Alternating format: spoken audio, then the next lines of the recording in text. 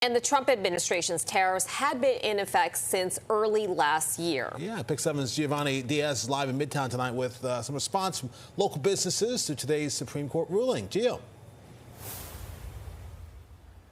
Hey, Corey, yeah, and those tariffs, the global tariffs that we're just talking about, they can only remain in effect for 150 days. After that, Congress would have to act.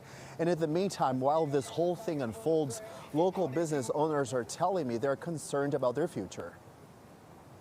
We have had to raise prices on tools. Most of the items sold at this woodworking shop in Park Slope, Brooklyn, come from Japan. So the owner says tariffs hit him hard. The shipping company let us know that there was an extra amount of money that they covered for us, but we had no capital at that point to pay an extra $2,000. And so I wound up putting it on a credit card, and I'm still paying that off. Since early 2025, President Donald Trump has imposed the extra taxes on imports from our biggest trade partners.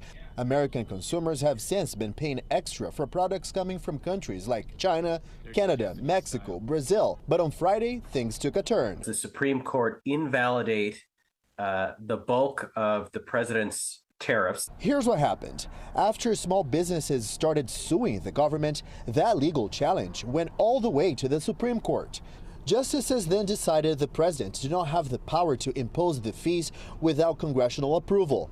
The result, tariffs were deemed illegal, and all the money paid extra should go back to companies and consumers. There are some products we're just never going to really grow here. Certain types of coffee, bananas. We're not going to have a whole lot of domestic production of products like that, but we've got tariffs on them anyway. And so what ends up happening is American consumers and businesses pay for something that you'll never be able to reshore. The president is now reacting, announcing temporary 10% global tariffs using a different legal strategy. So for small business owners, the concern goes on. I'm starting a GoFundMe campaign to help us expand and stay afloat, in addition to looking for business loans or lines of credit. I do not know how to move forward.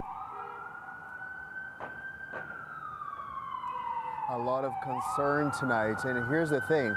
A study conducted by Congress found out that last year American families spent on average $1,200 more because of the tariffs. Again, the Supreme Court said that that money needs to go back to the consumers and companies, but so far the White House has not announced how they're going to do that.